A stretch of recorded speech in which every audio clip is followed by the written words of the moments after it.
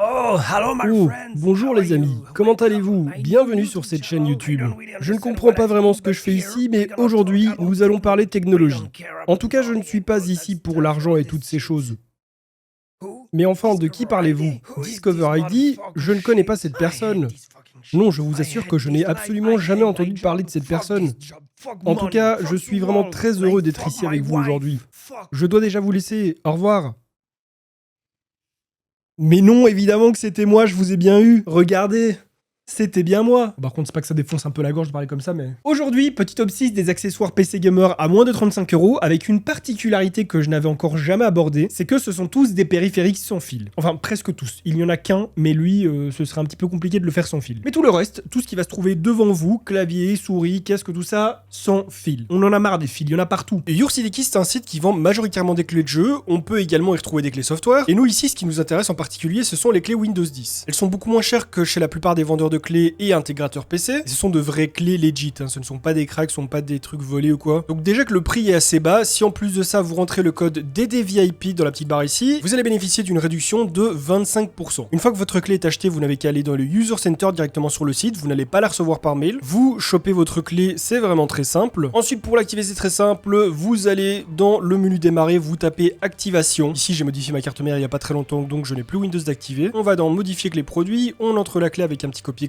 Parfois ça prend 5 secondes, parfois ça prend 10 ans, hein, on sait pas trop. Et du coup, voilà, maintenant Windows est activé. Je le rappelle, si vous avez le moindre petit souci, le petit live chat qui se trouve en bas à droite du site, vous leur exposez votre problème et ils le résoudront rapidement. Bref, merci à YourCDKey d'avoir sponsorisé cette vidéo et maintenant, on retourne au sujet principal. On va tout d'abord commencer par ce qui va décorer et protéger notre bureau, le tapis. Et mesdames et messieurs, je le trouve plutôt joli, je suis plutôt content de mon choix. Il provient d'une marque qui s'appelle Beamermat, ils ont pas mal de tapis sur Amazon et je trouvais que celui-ci c'était clairement le plus sympathique, enfin qui me plaît vraiment beaucoup. Parce qu'en fait, il n'y a pas de licence, il n'y a pas de marque spécifique ou quoi. C'est vraiment quelque chose qui représente un petit peu, je crois, le Japon. Il est grand, c'est un tapis XXL. Je vous avoue que là, je viens de le sortir du plastique, il y a une petite odeur un petit peu bizarre. J'espère qu'elle va se dissiper assez rapidement parce que sinon, je vais faire un malaise. Il s'est déroulé très facilement, je venais à peine de le sortir du sachet. Il n'y a pas de pli, il n'y a pas de courbe ou quoi. Il n'est pas ondulé, non, il est vraiment directement bien à plat. Il y a un antidérapant en dessous qui fait qu'il ne bouge plus. Et au niveau de la texture, ça m'a l'air très bien aussi. Donc ça, on va directement le tester avec la souris que j'ai choisie. À savoir que pour la souris, l'odeur est vraiment très bizarre. Petit conseil, lorsque vous déballez ce tapis, laissez-le un petit peu en dehors de votre setup pendant peut-être 1 heure ou 2 parce que l'odeur elle est vraiment très malaisante. Donc la souris, il faut savoir qu'elle vient en pack avec le clavier. C'est un pack clavier souris sans fil. Je vais vous présenter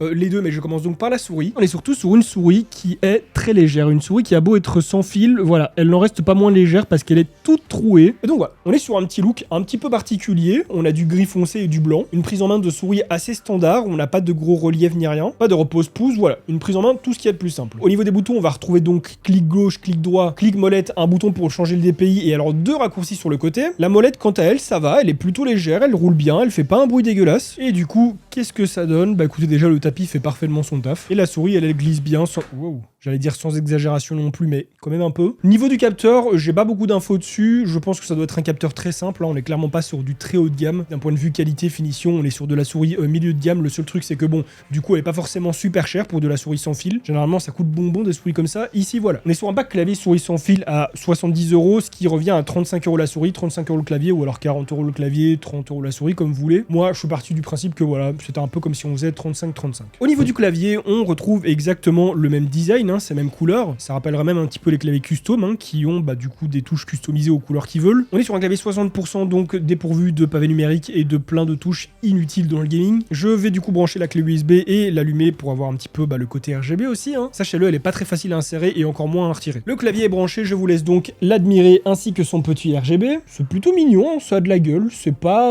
transcendant non plus, hein. C'est une animation voilà, wave arc-en-ciel, tout ce qui est de plus simple. On peut du coup choisir de le laisser allumer ou alors l'éteindre pour conserver de la batterie. On peut également choisir le mode d'animation hein, en faisant directement des manipulations sur le clavier avec la touche FN. Choisir la couleur également si vous voulez quelque chose de fixe, une couleur fixe. À ce niveau-là, toutes des fonctionnalités qu'on peut retrouver sur des claviers simples et un clavier comme celui-ci qui est démuni de logiciel, donc toutes les options se font directement dessus. Grosse précision néanmoins, c'est un clavier à membrane, ce n'est pas un clavier mécanique. Parce que bon, à ce prix-là, un clavier mécanique sans fil, c'est pas évident à trouver. Donc pour le coup, voilà, j'ai choisi quelque chose qui est à membrane, mais qui réagit plutôt bien, qui fait pas de bruit. Mais ça va, on a une frappe qui est quand même réactive, c'est du bon membrane, même si ça ne remplace pas du mécanique. En tout cas, petit combo plutôt sympathique, 70 € le combo des deux, c'est pas encore super cher. Pour du matériel de cette qualité-là et avec ce petit look intéressant, je dis pourquoi pas. Accessoire suivant, le casque. Alors du coup, non, calmez votre joie, il n'y a pas de casque HyperX à moins de 35 €. On est clairement sur du fait qu'on est clairement sur une imitation. On est bel et bien sur un casque sans fil et qui n'est pas si mal dans le fond, aussi bien d'un point de vue esthétique que qualité de son, mais on est totalement sur une copie du casque HyperX en fait. Comme souvent, les micros de casque, il faut pas s'attendre à de grandes choses. Ici, on est sur un casque qui est pas cher. Au niveau de la qualité de fabrication, au niveau du confort, oui, je garde le bonnet sur la tête, mais ne vous inquiétez pas, je l'ai déjà testé sans le bonnet. C'est très semblable, voire pratiquement identique au casque HyperX. C'est-à-dire que c'est du casque qui est ergonomique, qui est confort, qui est plus ou moins solide. Faudra pas dribbler sur un terrain de foot avec, mais voilà, si vous le faites tomber une fois ou deux ou quoi, il va pas s'exploser, ils sont suffisamment souples. Faut voir que c'est quand même un produit qui est d'une certaine souplesse. Généralement, les casques comme celui-ci, on ne les casse pas en les faisant tomber. Bon, en admettant que vous le fassiez tomber depuis votre bureau et non du 5e étage. Avec est fourni un câble jack, un câble USB pour la recharge, et évidemment le petit dongle ici pour le brancher, étant donné que c'est du sans fil. Je vais donc le brancher tout de suite et vous faire écouter le micro. Donc voilà, je pense que si vous n'êtes pas trop exigeant pour converser avec vos potes ou alors en jeu tout simplement, ce micro fait totalement l'affaire. Évidemment, c'est pas avec un casque micro et surtout pas qui coûte 30 balles qu'on va créer du contenu en stream ou sur YouTube, hein. À moins bien sûr que vous soyez pas du tout soucieux de la qualité du son et que vous n'ayez aucune envie de percer un jour. Mais voilà, pour de la communication simple, ça fait parfaitement le taf, c'est audible, c'est clair et en plus ça prend bien le son. J'ai quand même dû baisser un petit peu le son du microphone parce qu'à 100% ça saturait de ouf. En ce qui concerne la qualité de l'audio, je l'ai essayé un petit peu en jeu, je l'ai testé sur de la musique.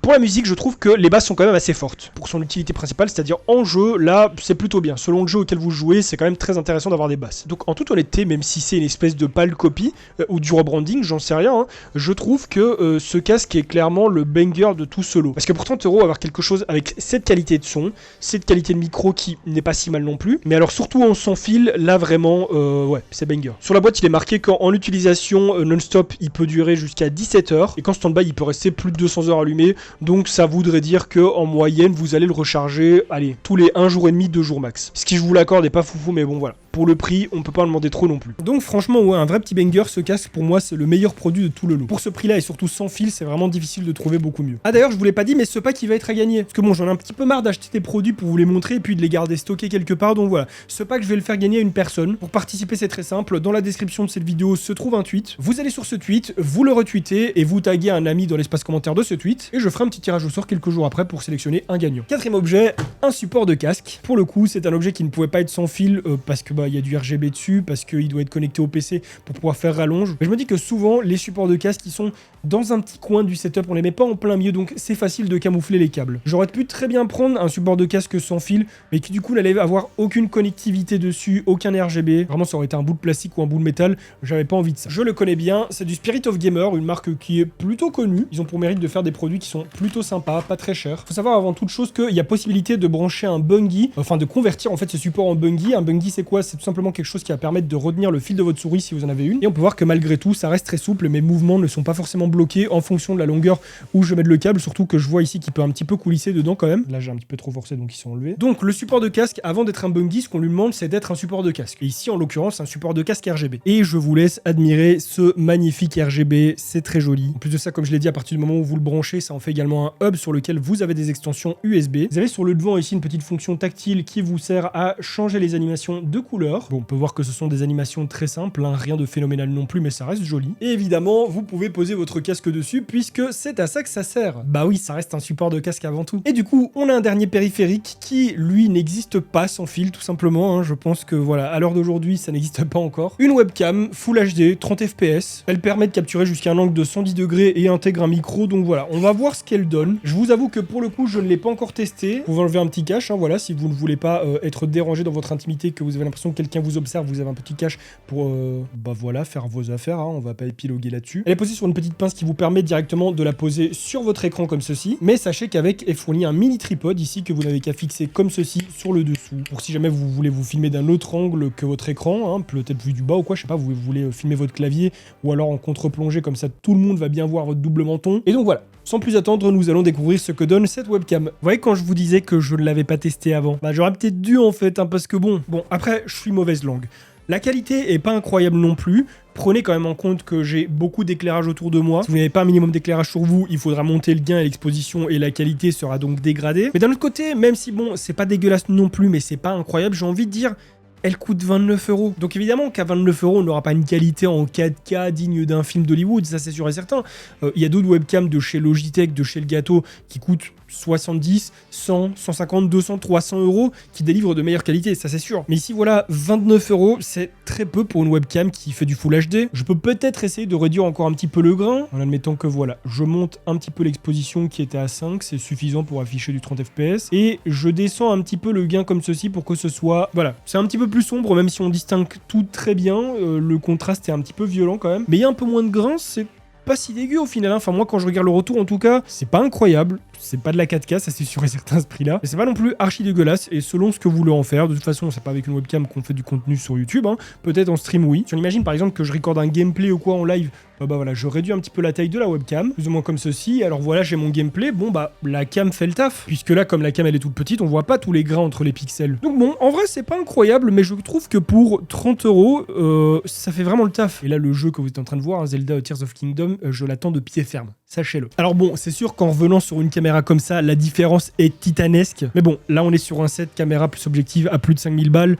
ici on est sur une webcam à 30 balles, donc encore heureux que la différence soit flagrante. Bref, bah écoutez, dans tous ces petits périphériques, il n'y en a pas un seul qui me déçoit réellement, je dirais qu'il n'y en a pas un seul que je trouve nul ou qui ne vaut pas son prix, donc voilà, je peux clairement tous vous les recommander. Et alors ce qui est cool du coup, c'est que voilà, on a clavier, souris et casque qui sont sans fil. Un support de casque comme celui-ci sans fil et webcam sans fil, ça n'existe malheureusement pas encore. Donc voilà, sachez que parmi eux, s'il y en a un qui vous intéresse, je vous mets les liens directement en description, les liens Amazon affiliés. Comme d'habitude, si la vidéo vous a plu, je vous invite à la liker et à la partager pour me soutenir, à vous abonner à ma chaîne YouTube sans oublier de cliquer sur la petite cloche pour recevoir des notifications lorsque je vais sortir de nouvelles vidéos, à me rejoindre sur Kik, Instagram et à regarder d'autres de mes vidéos qui s'affichent actuellement à l'écran. Et sur ce, on se retrouve très bientôt pour une nouvelle vidéo. En attendant, portez-vous bien.